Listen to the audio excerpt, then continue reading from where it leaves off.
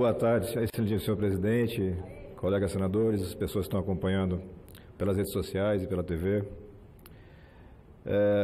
Eu vou tentar ser mais breve, eu não gosto de falas muito longas. No século IV, aproximadamente, Santo Agostinho já falava que indignação e coragem devem ser irmãs. A indignação que ensina a não aceitar as coisas como elas são hoje e a coragem para poder fazer a mudança. O nosso Brasil atravessou os séculos e essas irmãs nunca se encontraram. A nossa indignação ficou represada, tempos e tempos, reservada às nossas casas, aos nossos grupos de amigos, reservadas aos pequenos espaços onde ela fluía, cada vez mais grave, cada vez mais dura, diante do tamanho da desigualdade que nós temos no Brasil, diante do tamanho da injustiça que nós vemos no Brasil. A tecnologia veio e mudou isso. A tecnologia, naquilo que o Manuel Castells chamou de redes de indignação e esperança, analisando o fenômeno da internet na mudança social, ela ampliou essa rede de indignação. A indignação passou a ocupar ruas, passou a ocupar a internet, criando grupos, motivando mudanças, fazendo com que todos nós começássemos a ter cada vez mais acesso à informação, e à informação que liberta. A imprensa livre teve também um papel altamente relevante nisso, na medida em que divulgava cada vez mais escândalos, sucessivos fatos praticados pelas mesmas pessoas ou pelos mesmos grupos que se eternizaram no poder no Brasil. Isso fez com que a coragem de alguns que atuavam isoladamente começasse a ser destacada. E essa coragem também serve para impulsionar, pelo exemplo, as pessoas a fazerem a mudança. Foi esse conjunto, foi esse cenário que me trouxe até aqui. Eu sou um delegado de polícia de Sergipe, nascido no Rio Grande do Sul, mas criado no pequeno estado de Sergipe, com muito orgulho. Me considero e vivo como sergipano, meus 3 filhos são sergipanos. E é uma felicidade muito grande ter recebido a confiança do estado de Sergipe para estar aqui representando meu estado e ajudando a fazer essa grande luta pela mudança do Brasil. Nunca tive vivência política, nunca fui filiado a partido, nunca tive nenhum tipo de experiência em campanha, em debates nessa natureza, mas procuro aprender rápido. É uma responsabilidade que a gente tem que ter com as pessoas que confiaram em nós. Na campanha, enfrentei 2 ex-governadores, o líder do governo Temer, o presidente estadual do Partido dos Trabalhadores, no Nordeste, que tem uma importância muito grande, e outros candidatos, todos eles muito mais conhecidos do que eu e com recursos financeiros imensamente maiores. Fui eleito como o mais votado do meu estado, com a larga margem de vantagem em relação ao segundo colocado, o colega Rogério Carvalho, do PT, obtendo mais de 470 mil votos e gastando cerca de 70 mil reais para fazer a campanha. Isso não é um mérito pessoal meu, individual meu. A gente tem que começar a cortar e virar a página do Brasil, que não precisa de heróis, o Brasil precisa de instituições fortes e que se respeitem. As pessoas servem como exemplo e como guia, mas as instituições é que alicerçam o nosso país.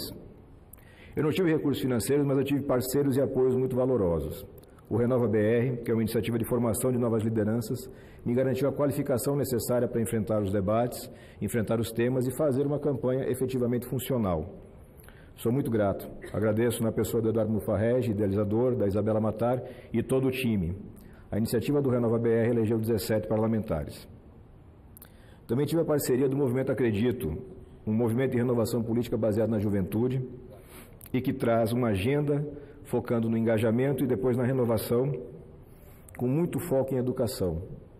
Agradeço muito ao pessoal, todos eles, na média, muito mais jovens do que eu, mas que me abraçaram com muito carinho, e faço agradecimento à pessoa de Samuel e da Dani e todo o time que está lá baseado em São Paulo e tentando nos ajudar.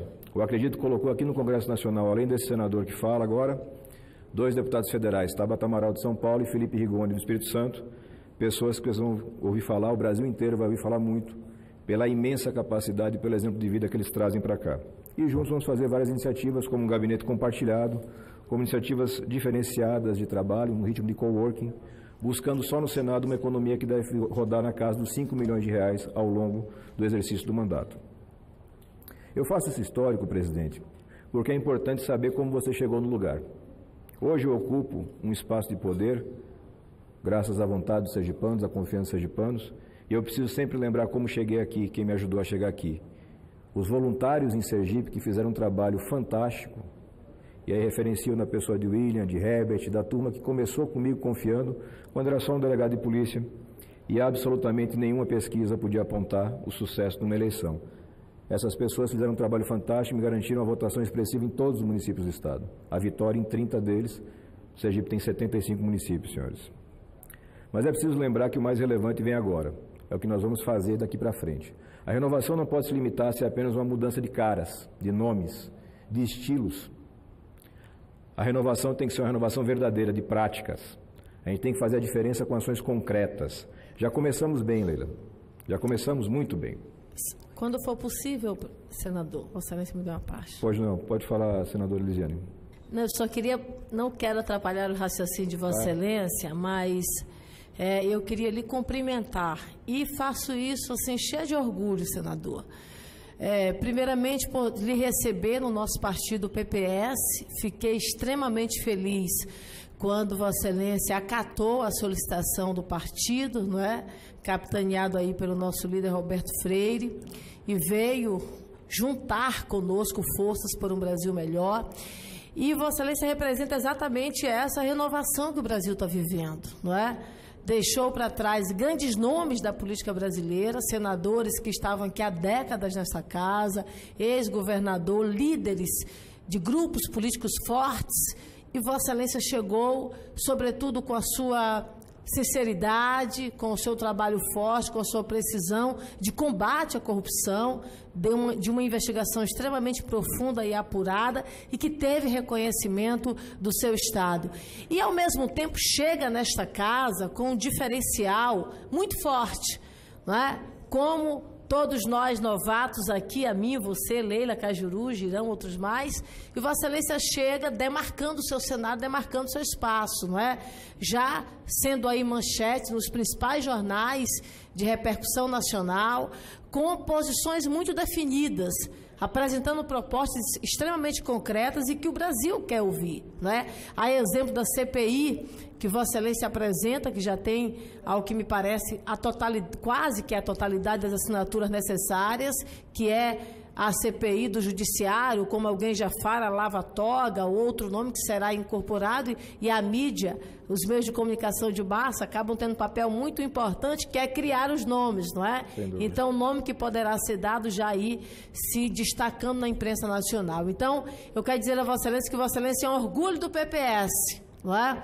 Vossa Excelência é um orgulho dessa nova geração, os meus cumprimentos e a minha torcida para que o seu trabalho continue muito forte aqui nesta casa. Parabéns a você, parabéns a Sergipe, parabéns à sua família. Muito obrigado, Elisiane. Permita, senador. Pois não, Jorge. Senador Alessandro, o senhor percebeu que eu gosto de frases, né? Já, né? Sim. O senhor me faz lembrar de uma. O seu comportamento ético. O senhor já está brilhando nesta casa, como bem disse Elisiane, senadora, que também está, porque o senhor, antes de acionar a boca, o senhor liga o cérebro. Isso é muito importante e é muito raro, seja na política ou em qualquer segmento. Quando o senhor fala nessa casa, Vossa Excelência usa a tribuna para dizer: eu procuro aprender rápido, meu Deus do céu, isso é brilhante, né? Isso é bonito, é sincero, né? E é fundamental aprender rápido. Obrigado. O senhor já aprendeu, pode ter certeza disso, que tenha um bom mandato, e só com a primeira caneta que o senhor deu com a CPI do Judiciário, não preciso falar mais nada. Às vezes o silêncio não comete erros. Obrigado, Jorge. Eu não vou conseguir provavelmente aprender com você a falar a verdade cantando, que não é um talento que eu tenho. Mas a gente vai tentar, dentro do possível, fazer isso também. Então, como eu falava, nós já começamos bem no sentido de mostrar com ações concretas que é possível enfrentar uma velha política, que não é velha na idade, é velha nas práticas e que precisa ser deixada para trás. Isso é essencial. Nós vamos aqui, e o cidadão vai acompanhar com muita clareza, fazer um forte apoio para aquilo que está sendo apresentado como um pacote anticrime. É evidente que todo o processo legislativo vai ser respeitado, é evidente que você precisa aprimorar as propostas, mas o projeto apresentado pelo ministro Sérgio Moro traz inovações importantíssimas para que o Brasil possa avançar naquilo que é mais importante, o combate à violência armada e também a violência que acontece nos gabinetes, as duas altamente lesivas, as duas altamente letais, e Cajuru, me permita resgatar a sua fala, você foi extremamente preciso. O que nós tivemos lá em Brumadinho foi um homicídio, uma sequência de homicídios. O que vai se discutir se foi culposo, se foi doloso, mas homicídio.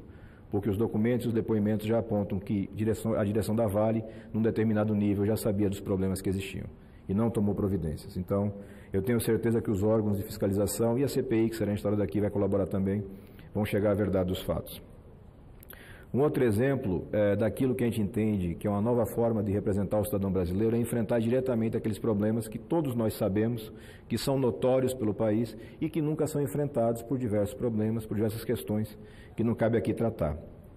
A questão da CPI que estamos apresentando, coletando assinaturas, eu fico feliz em apontar que já temos 26 assinaturas, falta só uma para atingir o número necessário, e eu vou nominar aqui os colegas que confiaram na nossa proposta e subscreveram, para que eles possam ter o reconhecimento devido à sociedade. O nosso objetivo é abrir a caixa preta desse poder que ainda segue intocado. É o único poder que segue intocado na esfera da democracia brasileira. E só existe democracia quando a transparência chega a todos os lugares.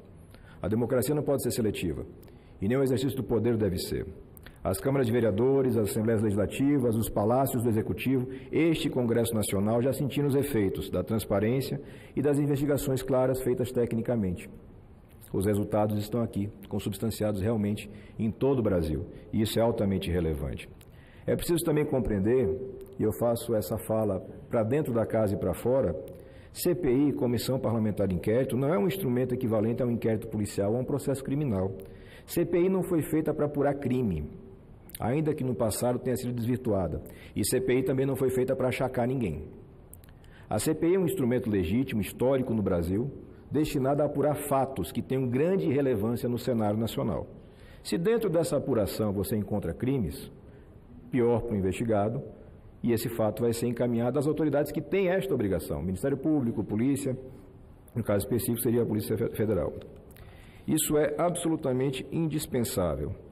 A gente tem essa clareza do que é uma CPI, essa clareza do que a gente pretende fazer aqui.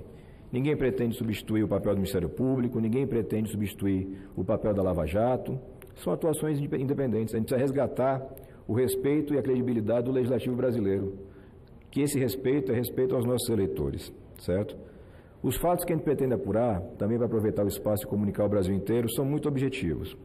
O uso abusivo de pedidos de vista, expedientes processuais para retardar ou impedir a prestação jurisdicional, e todos nós conhecemos dezenas e dezenas de casos de liminares monocráticas que permanecem por anos e anos a fio.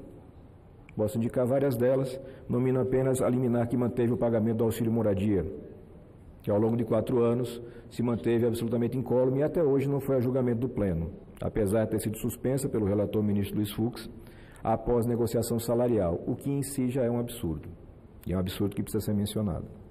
Nós temos também o cotidiano desrespeito ao princípio do colegiado. Os nossos tribunais superiores se transformaram num aglomerado de decisões monocráticas, o que gera uma loteria. Se o cidadão que vai apresentar uma ação é sorteado para o ministro X, ele tem uma decisão para um lado, se é para o ministro Y, para o outro. E o colegiado já decidiu o assunto e eles desrespeitam. Isso precisa ser resolvido, e para resolver isso a gente precisa estudar, compreender e propor eventualmente uma lei. Julgamentos contraditórios para casos idênticos. O nosso judiciário é pródigo nisso. Nós temos decisões de habeas corpus, para dar um exemplo, onde o cidadão foi pego com uma pequena quantidade de droga e é mantido preso pelo Tribunal Superior, e nós temos aquele que roubou milhões e que é colocado pela porta de fora em minutos para uma decisão.